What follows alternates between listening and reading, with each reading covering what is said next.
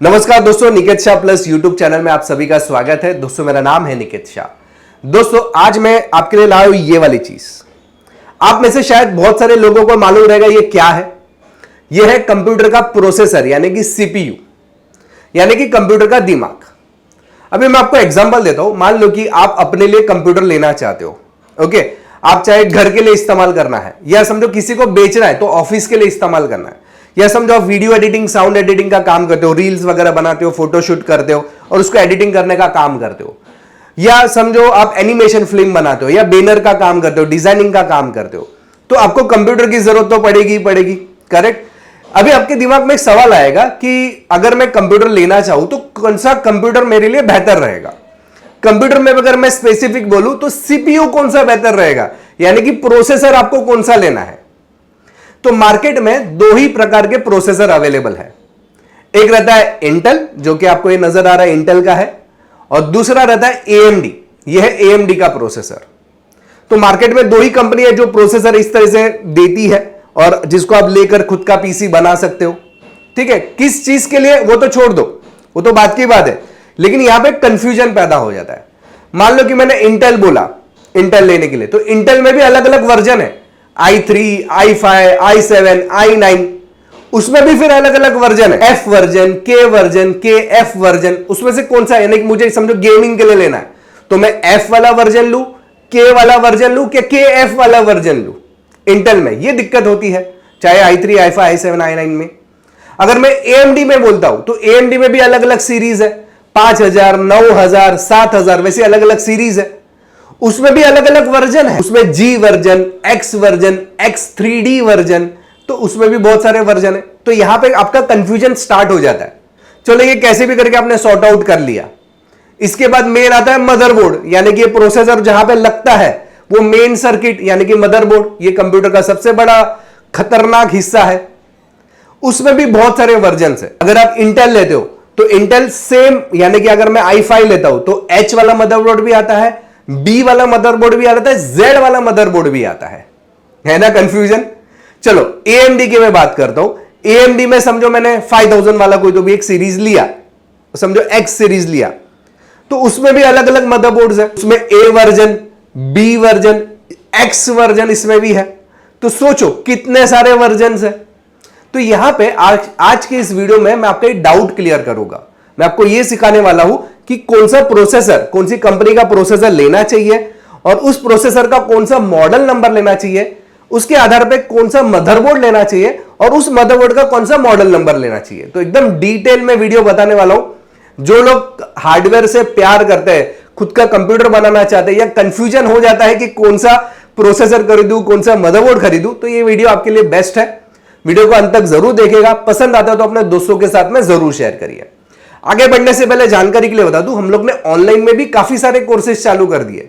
खास करके हमारे पास computer hardware, laptop repairing, mobile repairing, electronics, electrical, automation, Arduino यानी कि रोबोटिक्स, प्रोग्रामिंग, कंप्यूटर का बेसिक्स, फिर आप ग्राफिक डिजाइनिंग करना चाहते हैं, एनिमेशन करना चाहते हैं, ऑटोकैड करना चाहते हैं, वैसे 60 से ज्यादा कोर्सेज हैं हमारे पास। अगर आपको एक कोर्सेज करना है तो हमारा एप्लीकेशन का नाम है प्लस पॉइंट ट्रेनिंग।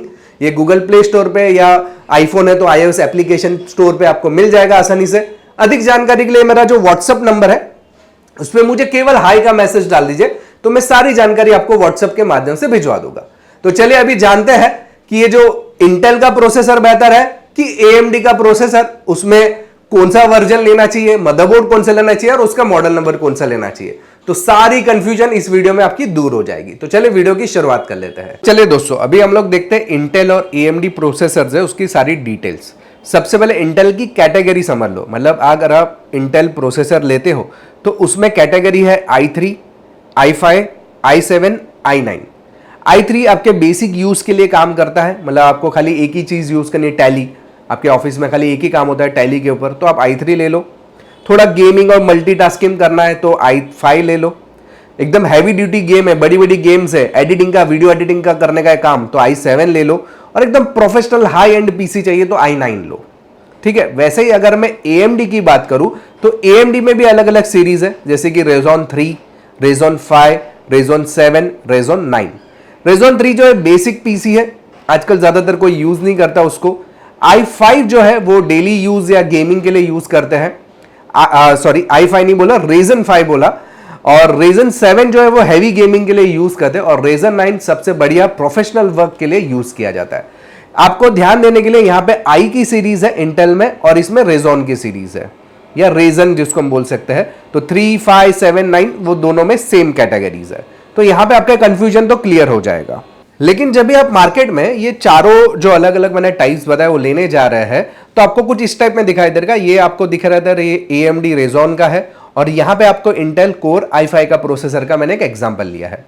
अगर आप ध्यान से नीचे मॉडल नंबर देखोगे तो यहां पे i5 9400F लिखा हुआ है, और जबकि यहां पे Radeon 7 है 7800X3D लिखा हुआ है। तो इसको समझते ये क्या है। तो जनरली इंटेल के अंदर अगर F वर्जन है, F का मतलब है जिसमें ग्राफिक इंक्लूड नहीं है प्रोसेसर के अंदर, अगर आप ग्राफिक कार्ड लगाओगे तो ज्यादा बेहतर है इसके साथ में। अगर आप K वाले वर्जन की बात करें तो इसको आप ओवरक्लॉक कर सकते हैं, यानी कि इसकी स्पीड को थोड़ा सा आप इंक्रीज कर सकते हो कुछ सॉफ्टवेयर के माध्यम से, जो थोड़ा सा टेक्निकल तौर पे नहीं करना बेहतर है, लेकिन इसमें ऑप्शन है हैवी गेमिंग के लिए लोग करते हैं इसका इस्तेमाल। और KF की सीरीज में K का यानी कि ओवरक्लॉक कर सकते हैं, लेकिन ग्राफिक सपोर्ट इसके अंदर आपको नहीं मिलेगा, जो कि ग्राफिक कार्ड आपको अलग से लगाना पड़ेगा। वैसे ही मैं AMD की मैं बात करूं तो AMD में जो G वाली सीरीज आती है उसमें ग्राफिक कार्ड इंक्लूडेड है। X वाली सीरीज में फास्टर है, ये थोड़ा सा फास्ट है, और X3D के अंदर बेसिकली ग्राफिक और थोड़ा सा फास्ट, ये दोनों का कॉम्बिनेशन यहां पे दिया हुआ है, यानी कि G, X और X3D। जबकि इंटेल में F, K और KF, तो दोनों में एज गुड एज दोनों सेम ही है, खाली नाम में अंतर आपको समझ में आना चाहिए। तो CPU के बारे में क्लियर है अभी आपको। अभी मदरबोर्ड की टाइप बताता हूं, चाहे i3 लो, i5 लो, i7 लो, i9 लो, या Radeon का कोई भी 3, 5, 7, 9 ले लो। उसके अंदर मदरबोर्ड की सीरीज कुछ इस प्रकार है। मदरबोर्ड के अंदर H सीरीज, इंटेल के अंदर B सीरीज और Z सीरीज रहती है। H सीरीज का जो चीप मतलब आप डेली यूज के लिए जो कंप्यूटर या बेसिक यूज के लिए जो कंप्यूटर परचेज करते हो उसमें H410 वैसी सीरीज का मदरबोर्ड ले सकते हैं, जिसमें H सीरीज लगी हुई रहती है। B सीरीज थोड़ा गेमिंग के लिए अच्छा माना जाता है। B सीरीज के जो मदरबोर्ड्स है, और एकदम बेहतरीन बड़ी बड़ी गेम्स है, बड़े बड़े एनिमेशन के काम करते हो, एडिटिंग के काम करते हो, ओवरक्लॉकिंग करते हो, तो Z वाली सीरीज आपको लेनी चाहिए इंटेल के अंदर। इंटेल जो प्रोसेसर है उसके लिए H जो कि बेसिक यूज, B यानी थोड़े बेसिक ग्राफिक यूज, Z यानी एकदम हाई एंड यूज। वैसे AMD के अंदर A, B और X वाली सीरीज है। A बेसिक बजटेड पीसीज के लिए, B जो है आपकी बेस्ट वैल्यू गेमिंग के लिए, और X वाली सीरीज जो हाई एंड गेमिंग के लिए आप यूज कर सकते हो। तो यहां पे आपको ये भी फंडा क्लियर हो गया कि प्रोसेसर कौन सा खरीदना है, कौन सी सीरीज का, और साथ ही साथ मदरबोर्ड और उसके कौन सी सीरीज का आपको खरीदना है। अभी आपका मेन जो प्रॉब्लम है ये दोनों का कॉम्बिनेशन, कि अगर मैं i5 लेता हूं तो उसके लिए कौन सा मदरबोर्ड सही रहेगा और कौन सा वर्जन उसमें सही रहेगा। तो उसको मैंने पूरे चार्ट के जरिए आपको बताने की कोशिश करी हुई है। मान लो कि ये पहले इंटेल की मैं बात कर रहा हूं, तो इंटेल में मैं i3 की मैं बात करूं, यानी कि बेसिक कंप्यूटर में, तो i3 में आप देख सकते हैं ये 10, 100 लिखा हुआ है, 1200, 100 लिखा हुआ है, 13100 लिखा हुआ है। ये 13, 12, 10 क्या है, तो उसको जनरेशन का नाम दिया गया है। जनरेशन 10, 12, 13, जो लेटेस्ट जनरेशन रहेगा वो फास्ट माना जाता है। अगर 10 जनरेशन लोगे तो सस्ता मिलेगा, थोड़ा सा स्लो रहेगा, ठीक है। उसके लिए जो सॉकेट नंबर आपको यहां पे नजर आ रहा है, और उसके लिए बेस्ट जो मदरबोर्ड है वो आपको यहां पे बताया गया है। H सीरीज में H410, अगर आप 12 जनरेशन ले रहे हो तो H610 लो, 13 जनरेशन में H610 या B760, B यानी कि थोड़ा सा हैवी ड्यूटी गेमिंग्स के लिए काम करता है। मल्टीटास्किंग के लिए यहां पे आप किस यूज के लिए बेहतर रहेगा वो भी मैंने आपको बताने की कोशिश करी हुई है। साथ ही साथ उसमें कौन सा रैम बैठता है वो भी मैंने यहां पे बताया हुआ है। वैसे i5 का पूरा लिस्ट दिया है, 12 जनरेशन, 13 जनरेशन, 14 जनरेशन, K वाली सीरीज और F वाली सीरीज दोनों का। अच्छा, इसमें i3 में ऐसा K और F वाली सीरीज नहीं है, i5 से ही शुरुआत होती है K और F सीरीज की। K का मतलब है ओवरक्लॉकिंग कर सकते हो आप, जिसमें आप 14 जनरेशन पे है, जिसमें आप मदरबोर्ड ले सकते हो Z790 का। इसके अलावा बाकी के लिए B760 का मदरबोर्ड का आप यूज कर सकते हो। i7 के लिए आप देख सकते हैं K वाली सीरीज है सारी की सारी ओवरक्लॉकिंग के लिए, और उसमें Z वाली सीरीज को ही रिकमेंडेड किया गया है, और किस चीज के लिए यूज करते हैं वो भी यहां पे बताया गया है। i9 के साथ में बताया हुआ है, आप देख सकते हैं i9 के दो है, जिसमें 13 वर्जन और 14 वर्जन है। जो कि heavy duty heavy work station के लिए हम लोग यूज करते हैं Z790 का। ये आपका आजकल का लेटेस्ट मदरबोर्ड है Z790। ये वीडियो बनाने के बाद अगर कोई नया मदरबोर्ड आएगा तो हो सकता है कि मैं इस वीडियो में इंक्लूड ना करूं, तो वो आपको ध्यान में रखना है, ठीक है। अभी मैं बात करता हूं, जैसे मैंने इंटेल का पूरा आपको लिस्ट बताया, वैसे AMD प्रोसेसर विथ मदरबोर्ड का एक लिस्ट बता देता हूं। तो सबसे बेसिक Ryzen 3 जो कि Z सीरीज में आता है, आप देख सकते हैं यहाँ पे।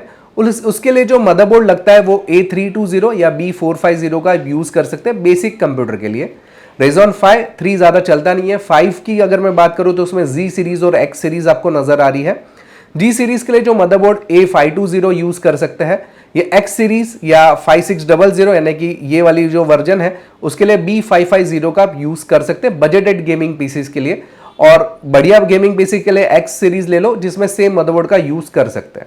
लेकिन रिकमेंडेड है अगर आप i7 लेते हो तो ज्यादा बेहतर माना जाता है। i7 में 5700 या i5 के अंदर भी Ryzen 5 के अंदर भी 7600 सीरीज आती है, वो भी आप यूज करते हैं, जिसमें आप देख सकते हैं Ryzen 7 5800 के अंदर आपको X530 का जो मदरबोर्ड है सबसे बढ़िया माना जाता है, जिसमें X3D प्रोसेसर बैठेगा और X570 का मदरबोर्ड बैठेगा।